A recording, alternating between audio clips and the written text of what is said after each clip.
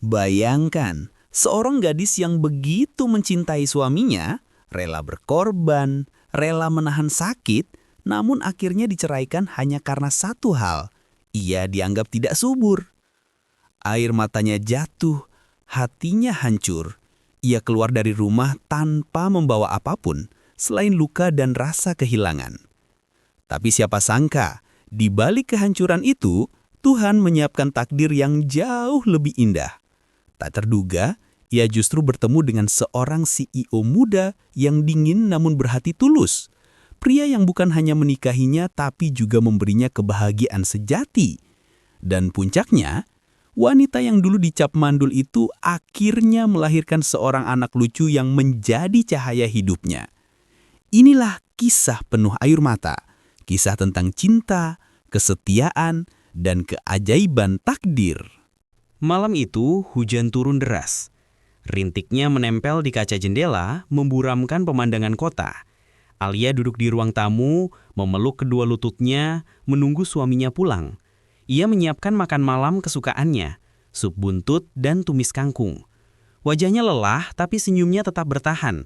Sebuah kebiasaan seorang istri yang ingin menyenangkan suami. Sudah 3 tahun ia menikah dengan Raka. 3 tahun penuh perjuangan, doa, dan harapan. Namun ada satu hal yang terus membayangi rumah tangga mereka, keturunan. Alia sudah berkali-kali memeriksakan diri ke dokter kandungan. Hasilnya selalu sama, ia sehat-sehat saja.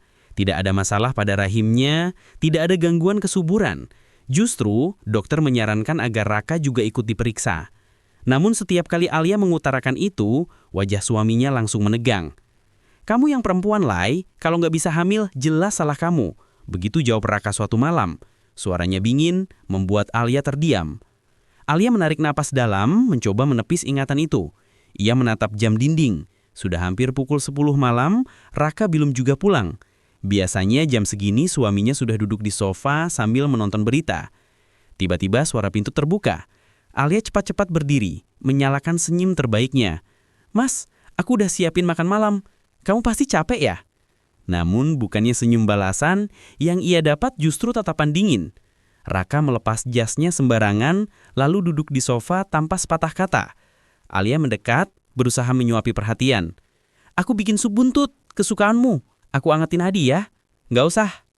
Suaranya datar, membuat Alia tercekat. Ia menelan ludah, mencoba sabar. "Kenapa, Mas? Ada masalah di kantor?" Raka akhirnya menoleh. Tapi tatapan matanya tajam, seolah penuh tuduhan. "Aku capek, Lai. Capek lihat rumah ini sepi. Capek lihat kamu yang gak bisa kasih aku anak." Kata-kata itu menghantam Alia bagai petir di siang bolong. Tangannya yang hendak meraih mangkuk sup terhenti di udara. "Mas, kita udah coba. Aku juga udah periksa. Dokter bilang aku sehat. Mungkin Mas juga perlu..." "Cukup," bentak Raka, membuat Alia terdiam. "Jangan pernah menyalahkan aku. Semua orang tahu kalau perempuan yang mandul. Kamu sadar diri aja, Lai. Aku butuh keturunan, dan kamu gak bisa kasih itu." Air mata Alia menetes tanpa bisa ia tahan. Ia ingin berteriak bahwa ia tidak bersalah, bahwa mereka seharusnya berjuang bersama. Namun suaminya menutup semua ruang untuk bicara. Malam itu, Raka tidur di kamar lain. Alia hanya bisa menangis dalam diam, menutup mulutnya dengan bantal agar isaknya tak terdengar. Pagi-pagi sekali, Alia masih coba bersikap normal.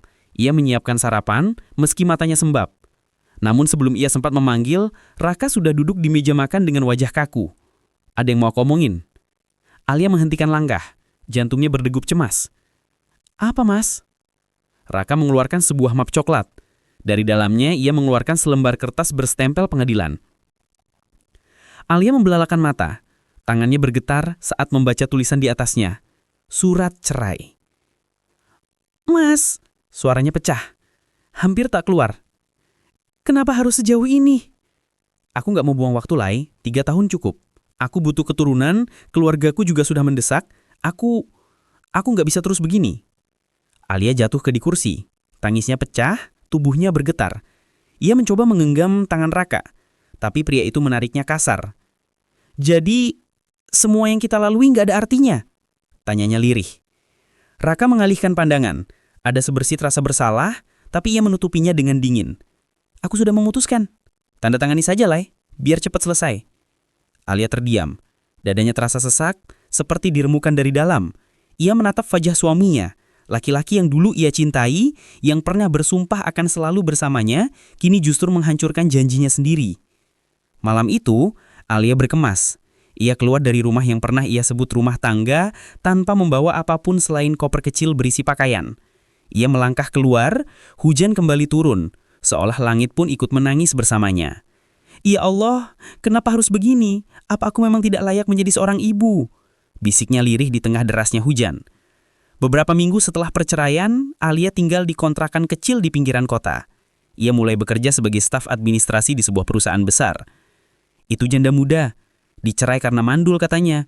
Cantik sih, tapi percuma kalau nggak bisa kasih anak. Setiap bisikan itu menusuk hati Alia. Namun ia memilih diam. Baginya, satu-satunya jalan adalah bertahan dan membuktikan bahwa ia masih bisa hidup meski tanpa suami. Ia bekerja keras, pulang larut malam, menghemat setiap rupiah. Meski lelah, ia tidak menolak menyerah. Dalam hatinya, ada suara kecil yang berbisik. "Suatu hari nanti, kau akan menemukan arti kebahagiaan yang sebenarnya." Dan ia tidak menyangka hari itu akan datang lebih cepat dari dugaannya saat ia bertemu dengan seorang pria bernama Arsen Wijaya, CEO muda yang akan mengubah seluruh jalan hidupnya.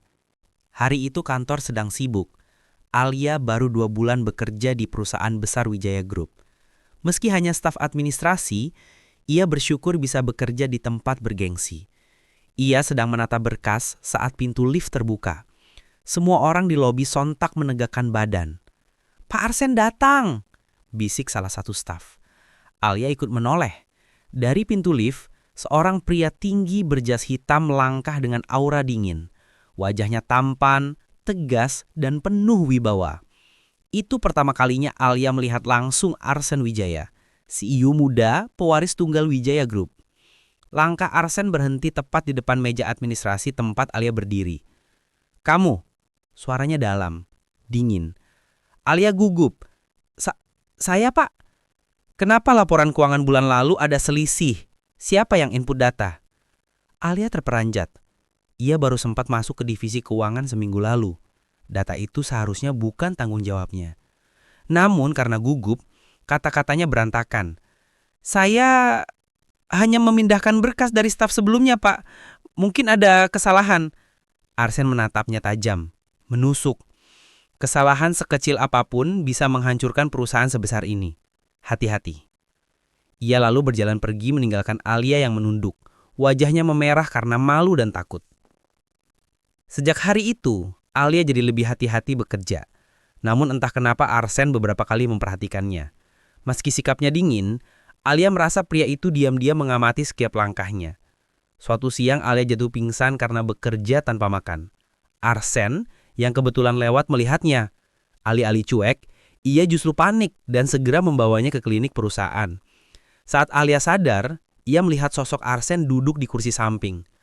"Kamu nggak tahu diri ya? Pekerjaan itu penting, tapi kesehatanmu lebih penting."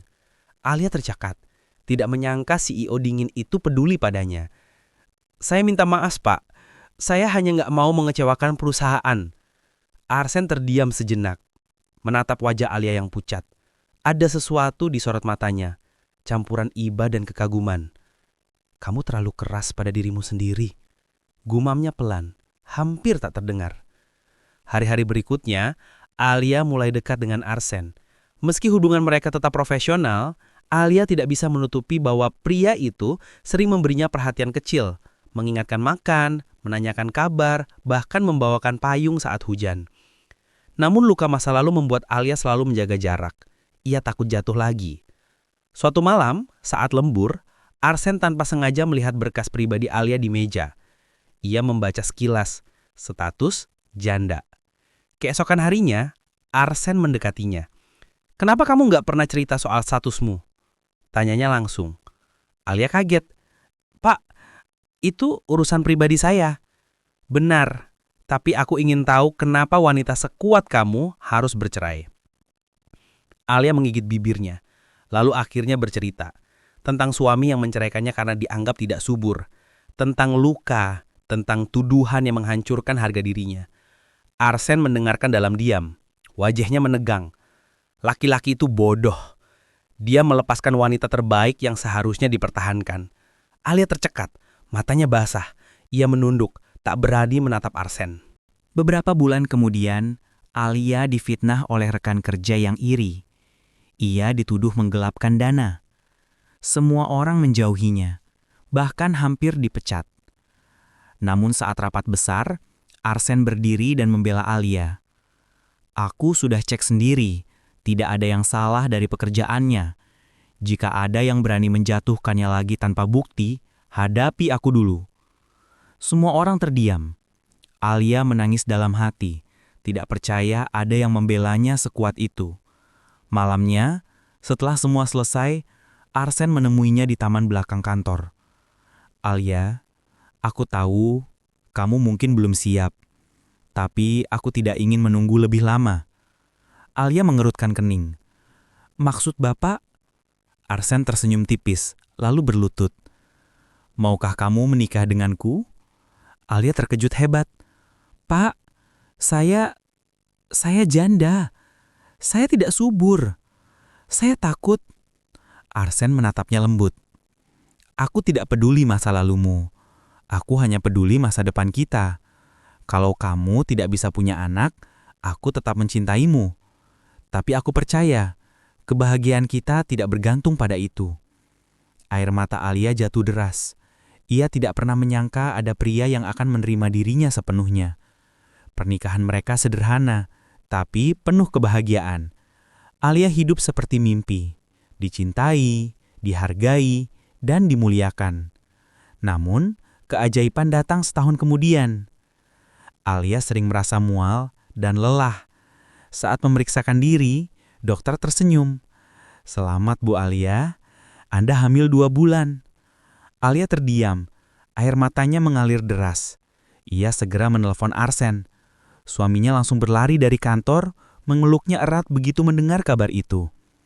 Aku tahu, kamu bukan manduli. Kamu hanya belum dipertemukan dengan orang yang tepat. 9 bulan kemudian, lahirlah seorang bayi laki-laki tampan. Tangisan mungilnya memenuhi ruang bersalin. Alia memeluknya dengan haru, sementara Arsen mengecup keningnya.